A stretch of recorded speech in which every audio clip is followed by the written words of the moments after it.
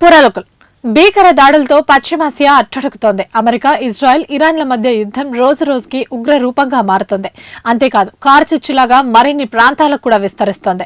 యుద్ధంలో ఇరాన్ కు మద్దతుగా మిలిటెంట్ గ్రూపులు రంగంలోకి దిగడంతో ఉద్రిక్తతలు మరింత వేడిగా మారాయి.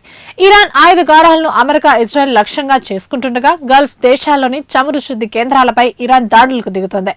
హర్ముజ్ జలసంధిలో చమురు నౌకలపైన ఇరాన్ దాడులకు దిగుతోంది. ఈ మార్గం మీదుగానే యావత్ ప్రపంచానికి 20% చమురు రవాణా. ఈ దాడుల కారణంగా ఆర్థిక వ్యవస్థలపై తీవ్ర ప్రభావం పడే అవకాశం ఉందని ఆందోళన వ్యక్తమవుతుంది.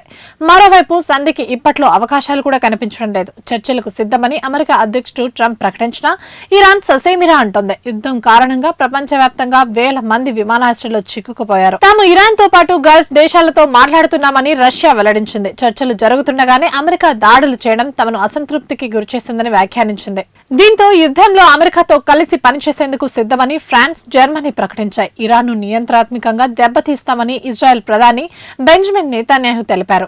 మరోవైపు ఖమేనీపై జరిగిన దాడిలో గాయపడిన ఆయన భార్య మరణించారు. ఇంకోవైపు ఇరాన్ ఆ దేశానికి మద్దతిస్తున్న మిలిటెంట్ గ్రూపులు ఇజ్రాయెల్, అరబ్ దేశాలపై దాడులు చేస్తున్నాయి.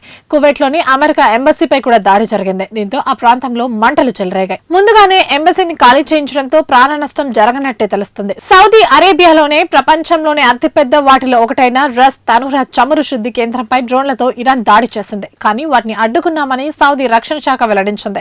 కానీ ఆ ప్రాంతంలో నల్లని పొగ అలుముకున్న వీడియోలు బయటకు రావడంతో ప్రస్తుతానికి ఆ కేంద్రాన్ని తాత్కాలికంగా మూసేశారు.